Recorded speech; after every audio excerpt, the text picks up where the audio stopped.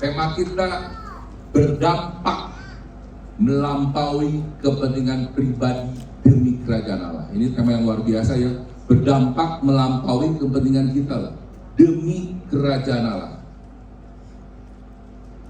Gereja berfungsi, pernah ada yang nanya jemaat, gereja berfungsinya buat apa aja sih? Tapi yang utama, gereja berfungsi supaya orang yang hadir ke gereja, pertama, supaya percaya Tuhan. Yang pertama. Yang kedua, fungsi gereja untuk mendewasakan jemaat. Coba ulangi Bapak Ibu, fungsi kedua gereja untuk apa? Mendewasakan jemaat. Supaya apa? Supaya amanat agung Tuhan Yesus dapat kita kerjakan.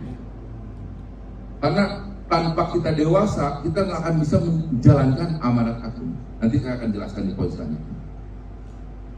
Amanat agung Tuhan Yesus, jadikan semua bangsa muridku. Jadi tanpa kedewasaan, kita nggak akan bisa membuat orang lain menjadi murid buat kita.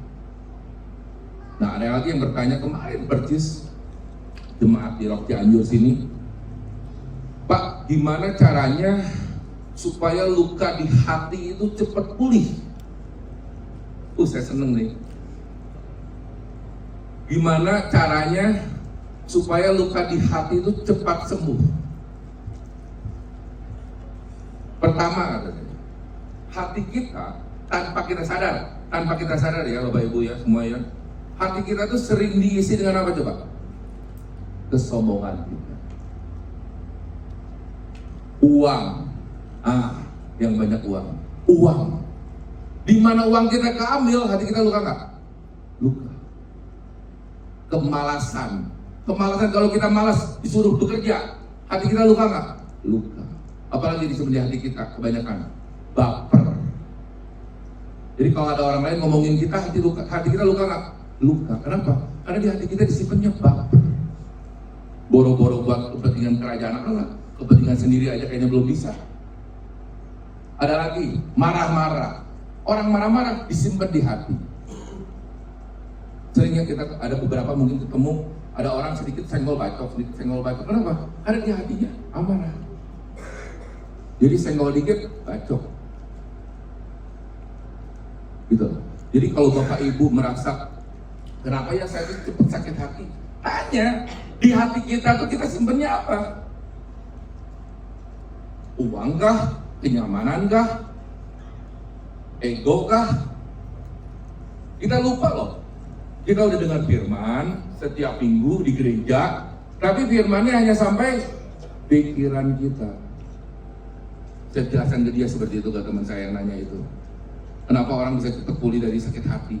Kenapa? Karena firmannya, kalau kita bergereja, kita baca Alkitab, kenapa kita nggak bertumbuh? Kita masih punya rasa cemas, punya rasa gelisah di hati. Kenapa? Karena firmannya nyampe otak kita aja. Tuhannya nggak disampaikan ke hati kita. Ini penting loh Bapak Ibu. Ini penting sekali ya. Tanpa kita sadari, hati kita diisinya dengan sampah.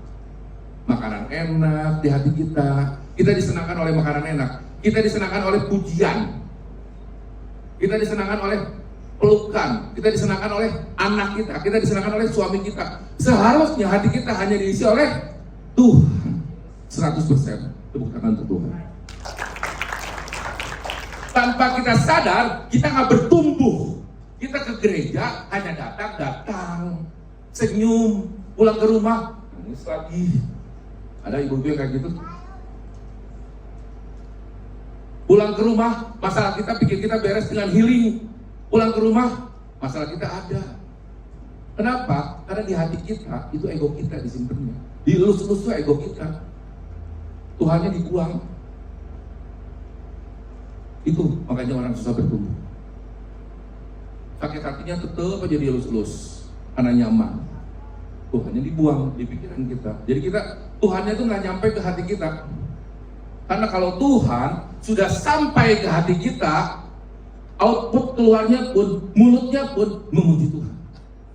Mulutnya pun memotivasi orang.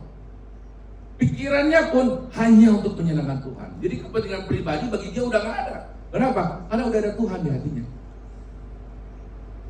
Ya, penting ya Bapak Ibu ya untuk memahami tema ini berdampak melampaui kepentingan pribadi demi kerajaan Allah. hati kitanya harus hati Tuhan dulu. Tanpa hati Tuhan, boro-boro buat kerajaan Allah, kepentingan pribadi aja sebuah kasih kita. Next, keteladanan Yesus. Jadi kalau kita mau melampaui kepentingan pribadi kita untuk kerajaan Allah, kita harus punya teladan Yesus. Bosen talking, denger Yesus terus. Gua udah tahu, ya tahu doang, sampai otak doang, nggak nyampe hati. Akhirnya apa? Teladan Yesus kok nggak muncul di kehidupan kita. Yang muncul di kehidupan kita apa? Arogansi kita, nggak mau ditegur, nggak mau taat. Akhirnya yang muncul apa? Kepentingan pribadi kita yang menyenangkan daging kita. Yesusnya nggak muncul, kita dikecewain orang, kita akan marah balik. Katanya tahu Yesus. Nah, pertanyaannya dengan katanya tahu Yesus. Yesusnya kemana? Nyampe otak doang, nggak nyampe hati. Jadi makanya pendeta tiap minggu ngomongin Yesus. Kenapa? Karena kita ngomong Yesus harus ada di hati. Tanpa di hati kita nggak akan bisa memuridkan, Bapak Ibu. Kita nggak akan kesian sama Yesus yang sudah memberi hidupnya buat kita. Udah Bapak Ibu punya anak, dielus-elus nih dari kecil, dari bayi nih, udah 20 tahun anaknya kurang ajar, gimana rasanya sakit hatinya orang tua? Waduh pasti kan, aduh nasib apa anak gua kok jadi kurang ajar seperti ini. Benar ya Bapak Ibu yang udah punya anak, masih begitu kan? Sakit kan hati kan? Kayak gitu, Yesus juga. Nah, kalau kita ingin menjadi serupa dengan Kristus, ya kitanya harus seperti Yesus pun. Apapun yang Yesus lakukan di hatinya dan di pikirannya, kita harus coba lakukan. Di Yohanes 13 ayat 15, sebab aku telah memberikan suatu teladan kepada kamu, supaya kamu juga berbuat sama seperti yang telah kuperbuat kepadamu. Pengorbanan udah Yesus lakukan. Apakah kita udah berkorban? Belum. Kasih udah Yesus lakukan. Apakah kita sudah mengerti isi hati sesama kita? Itu loh pertanyaannya. Apakah kita sudah berdoa buat sesama kita? Gitu. Jadi harus seperti Yesus yang Yesus lakukan. Jadi kita teladan kita hanya Yesus, nggak ada yang lain, Bapak Ibu. Kalau hati kita pengen penuh Tuhan, isinya Yesus, nggak ada yang lain. Kenapa? Karena kalau yang lain pasti akan mengecewakan kita, pasti akan mengkritik kita, pasti akan membuat kita nggak berjalan cepat. Tapi kalau Yesus yang udah di hati kita, kita akan bisa memahami semua situasi kondisi yang ada di hadapan kita. Kita akan tetap happy. Yang kedua, memprioritaskan kepentingan Tuhan. Nah ini suka beda-beda tipis dengan kepentingan kita, Bapak Ibu. Tapi akan saya bedakan ya, sekarang kita akan saya bedakan. Kadang talking kerjaan banyak, ini banyak. Mana sih yang kepentingan Tuhan? Ya semua juga rohani ya. Cuman ada beberapa hal yang nanti saya bedakan di sini. Jadi kita, yang kedua, kalau kita ingin memprioritaskan kerajaan surga di hidup kita, ya kita harus memprioritaskan kepentingan Tuhan. Karena Tuhan yang punya kerajaan surga. Next, saya akan cerita yang kepentingan pribadi dulu. Ingin dipuji atau dihargai? Benar ya Bapak Ibu ya? Kebanyakan di kita tanpa kita sadar kita ingin dipuji loh, atau ingin dihargai loh. Kehadiran kita tuh, ingin kita tuh, kalau gua nggak dipuji, kalau gua nggak disalamin di gereja, gua nggak ke gereja rock lagi karena apalah gua gitu. Kalau gua nggak dipuji, nggak dihargai, berarti gua nggak layak lah di rock Cianjur mungkin. Kalau gua sebagai anak kepada orang tua, gua ingin dipuji karena gua sukses mungkin. Tanpa sadar nih, istri-istri ingin dipuji atau dihargai sama suaminya. Kalau suaminya nggak memuji istrinya, lu masih sayang gua nggak? Yang bener lu sayang tuh. Suami juga sama, ingin dipuji oleh istrinya. Ini kepentingan pribadi kita nih, yang akhirnya masuk ke hati kita. Di mana orang itu mengecewakan, entah suami istri kita atau gembala kita atau yang lainnya, luka hati kita. Banyak nih terjadi di kita nih, luka hati kita nih. Saya terluka di gereja, kenapa? Karena saya nggak dihargai. Nah ini tanpa kita sadar, kepentingan pribadi kita yang kita utamakan. Yang kedua, ingin kaya raya. Kaya boleh nggak boleh lah. Dipuji juga kita senang, boleh lah. Cuman jangan jadi prioritas utama. Jangan sampai kita ingin dipuji atau dihargai atau kita ingin kaya raya itu ada di hati kita. Di mana nanti kita berdoa sama Tuhan kita ingin kaya raya, ternyata kita nggak kaya raya, akhirnya kecewa, kepahitan sama Tuhan, sama gereja. Kenapa? Karena hal yang kita inginkan, kepentingan yang kita inginkan tidak terjadi dalam hidup kita.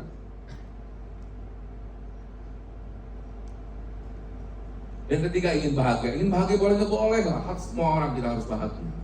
Cuma bahagia itu seperti apa dulu? Seperti keinginan kita atau keinginan Tuhan, kan itu pertanyaannya kan? Kalau keinginan kita apa? Jalan-jalan. Ibu-ibu pengennya apa? Shopping. Terus saya shopping. Ibu-ibu ingin bahagia, ke salon, skincarean, tanpa sadar ya kalau hati kita ada Tuhan, skincare-nya glowing sendiri kok ibu. Glowing sendiri, nggak usah bayar mahal-mahal. Glowing sendiri. Ingin bahagia. Jadi ingin bahagianya versi kita. Tapi versinya Tuhan apa? Nanti kita bahas. Ingin bahagia, ingin semua berjalan suami istri itu. Oke, saya bahagia banget 5 tahun pernikahan, punya anak, duit cukup, istri keren, suami keren. Saya orang paling bahagia di dunia ini. Menurut siapa? Menurut kamu itu. Kamu nggak tanya sama Tuhan apa maunya Tuhan sama hidup kita. Terkadang kita tuh egois. Kalau kita nggak ada masalah berarti kita bahagia, berarti Tuhan beserta kita. Pret, kata siapa? Belum tentu. Kalau kita, selama kita belum mementingkan kerajaan surga di hidup kita belum sesuai dengan kehendak Tuhan, Bapak Ibu. Ada amin?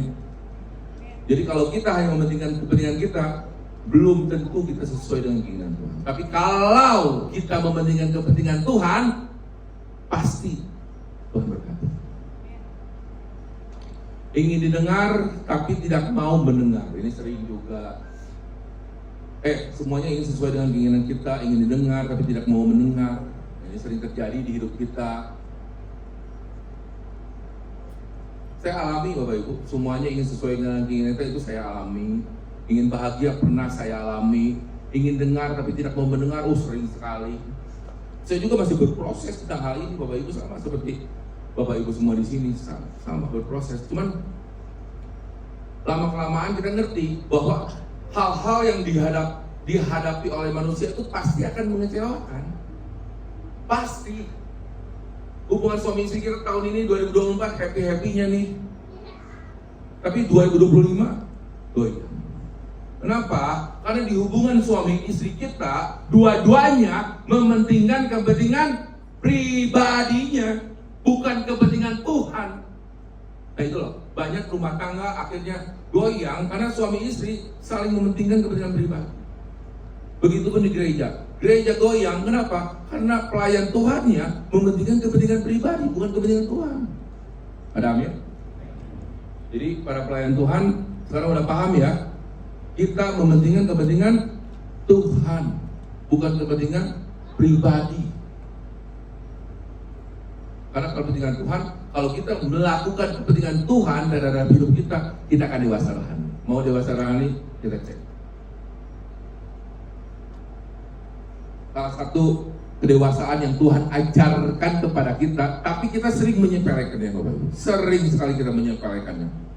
Di kepentingan Tuhan, Markus 12 ayat 30 sampai 31 memiliki kasihilah Tuhan Allahmu dengan segenap hatimu dan dengan segenap jiwamu dan dengan segenap akal budimu dan dengan segenap kekuatanmu. Waktu saya dengar 5 tahun yang lalu pendeta ngomong ini, saya juga nggak ngerti ini maksudnya apa sih dengan segenap hatimu. Hati saya milik saya, kata saya gimana saya.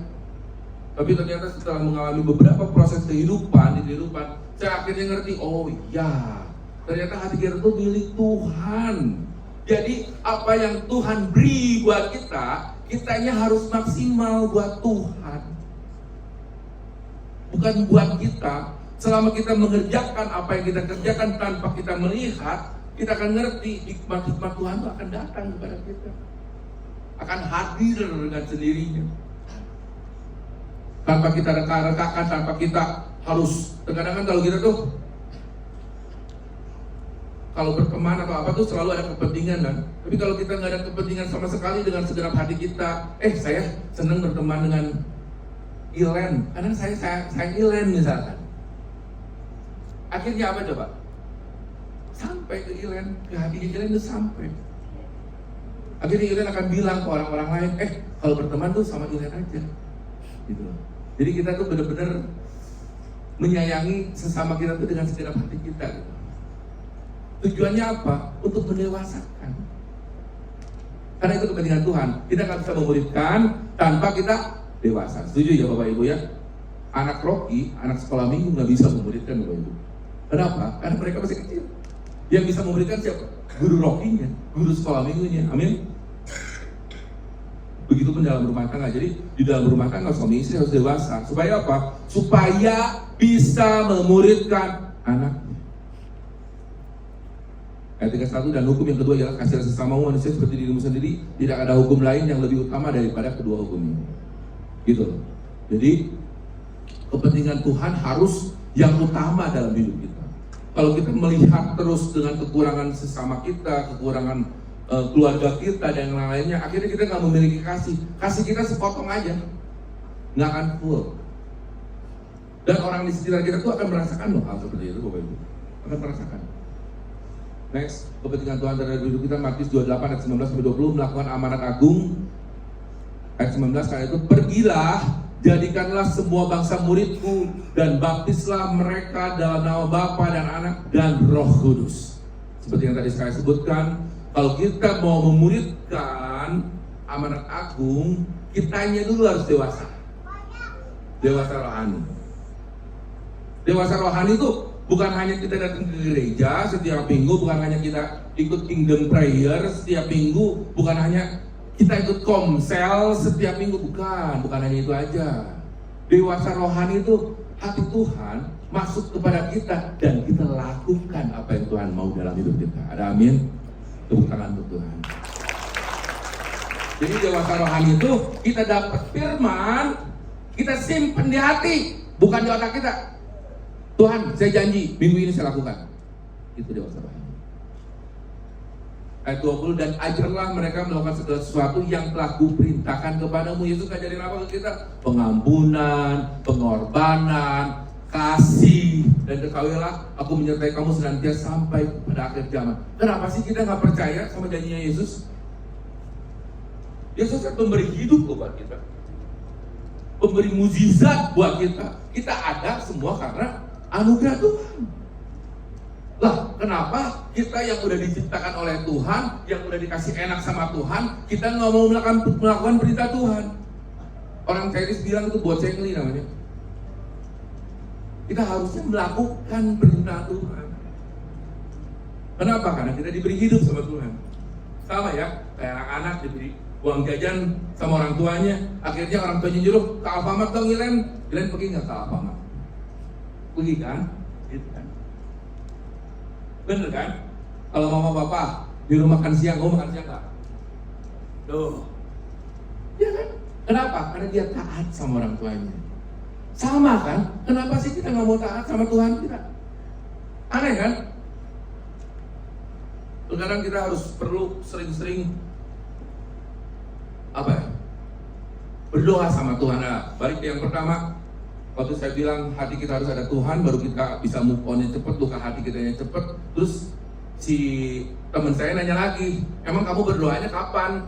Lah kata saya kalau ada pikiran, ada masalah, saya buru-buru ke atas berdoa, baca firman, dengerin musik, pujian, dengerin khotbah. Supaya apa? Supaya pikiran saya nggak kalut. Buru-buru. Jadi solusinya bukan telepon bestie gua pasti akan menjawab semua keinginan gua. Bukan keinginan kamu, itu ego kamu. Udah sama ego kamu tinggi, kamu kasih lagi tinggi lagi.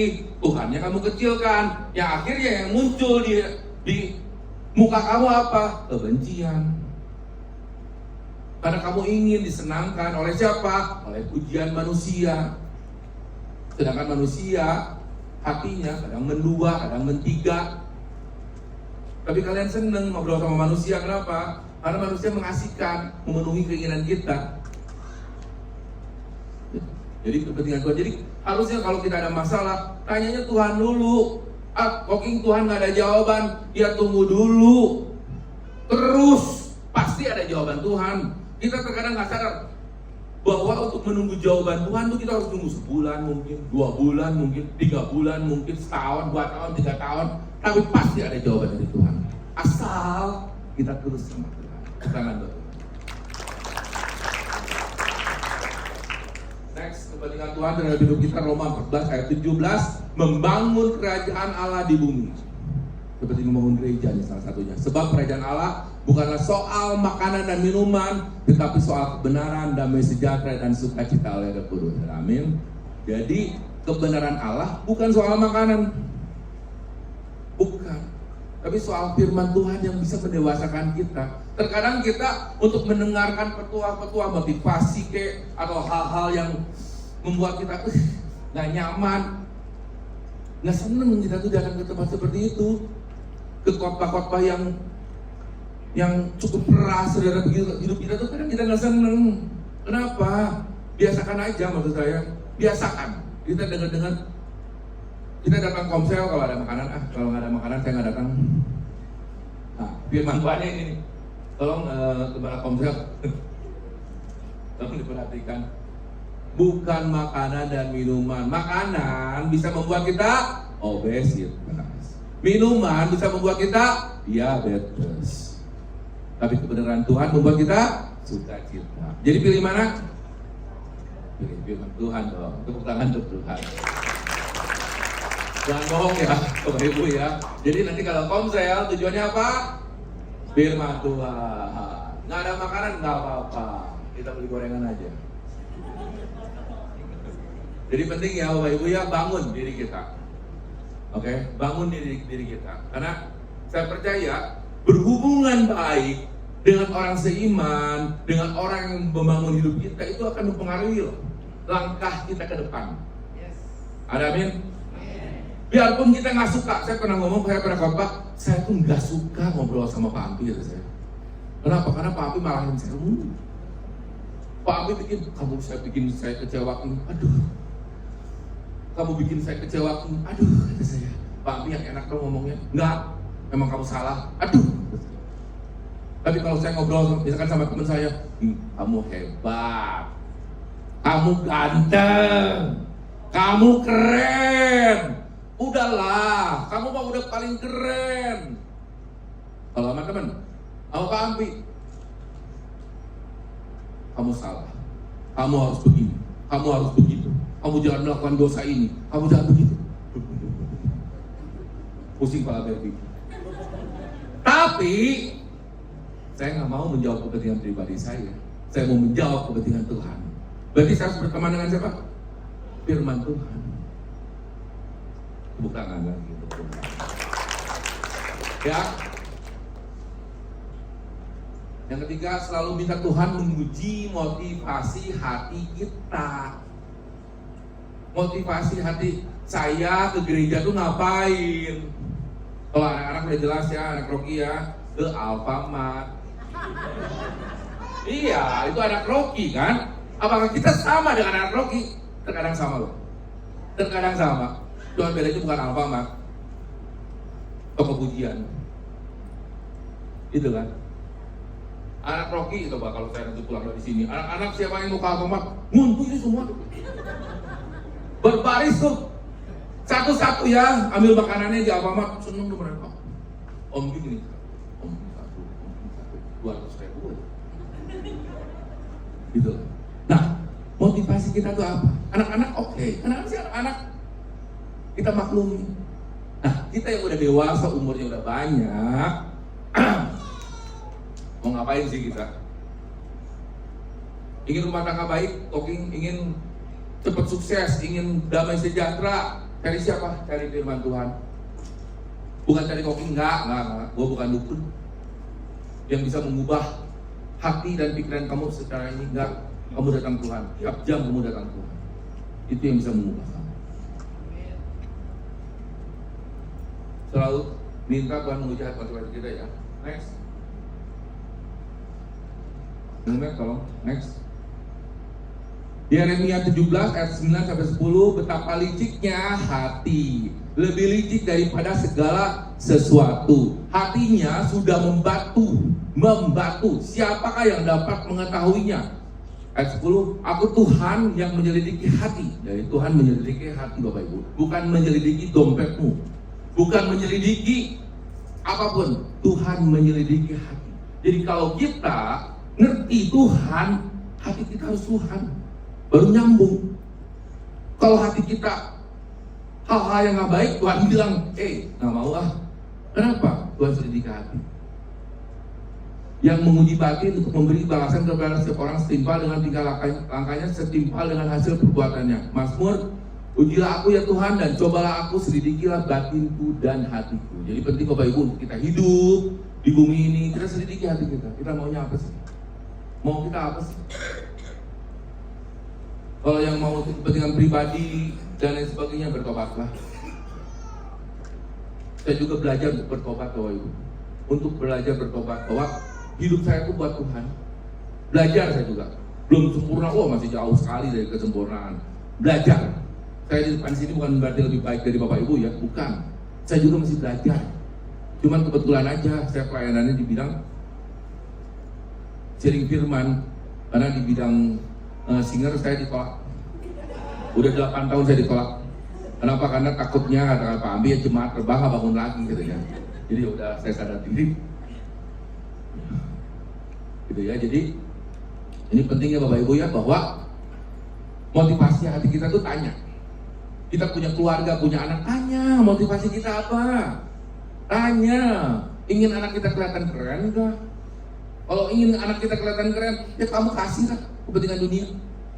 Tapi kalau kita ingin anak kita serupa dengan Kristus, kasih proses Tuhan supaya dia dewasa, bukan untuk Tuhan. Jadi kalau kualitas hidup kita ingin baik, ingin keren seperti Kristus, doanya bilang apa? Tuhan, ujilah hatiku. Ujilah hatiku. Jangan ada masalah, tidak kabur. Hadapi dong. Hadapi. Karena memang harus dihadapi. Kita bukan anak bayi, tapi kita udah dewasa. Jadi kalau ada masalah kita hadapi. Jadi hati kita tuh harus murni seperti Yesus. Nggak ada batunya, nggak indah juga dilihatnya juga, nggak keren, nggak menjadi terang. Jadi kalau Bapak Ibu bilang, saya nggak ada Tuhan tapi saya terang, bohong gitu yang ngomong. Percaya saya. Jadi kalau ada teman Bapak Ibu yang bilang, Bapak Ibu nggak punya hati Tuhan, tapi teman Bapak Ibu bilang, kamu keren, kamu punya hati Tuhan, bohong. Bohong. Teman kamu itu tanpa sadar ingin menjerumuskan kamu. Karena kalau kita punya hati Tuhan, itu beda. Tulus kelihatan, apa kelihatan beda. Jadi jangan hati kita setengah seperti ini Bapak Ibu, tapi Yesus doang yang ada di hati kita. Yuk jemaat, siapa yang mau hatinya full Yesus? Ada amin? Ya, sekian dari saya percaya kita diberkati oleh khotbah ini. Kita belajar sama-sama, termasuk saya Bapak Ibu ya, termasuk saya belajar sama-sama untuk lebih mengerti isi hati Tuhan. Musik silakan, karena kami percaya isi hati Tuhan itu yang kita perlukan di kehidupan kita. Mari kita berdoa.